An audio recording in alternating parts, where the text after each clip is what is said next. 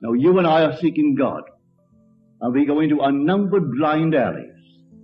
We think we can find Him through diet, through meditation, through joining a certain ism, through doing this, that, and the other. All these are the blind alleys. For the one we are seeking is within.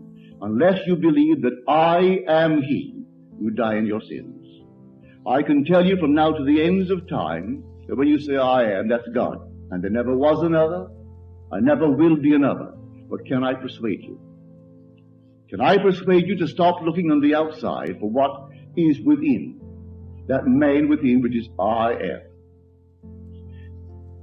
I can talk from now to the ends of time in the hope that I will get you at least to try it.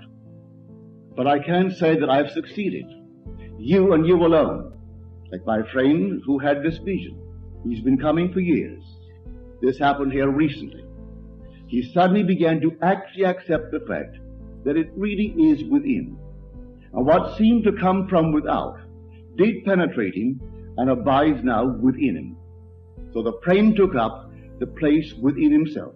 I call you friends. And now he is no longer a servant seeking on the outside.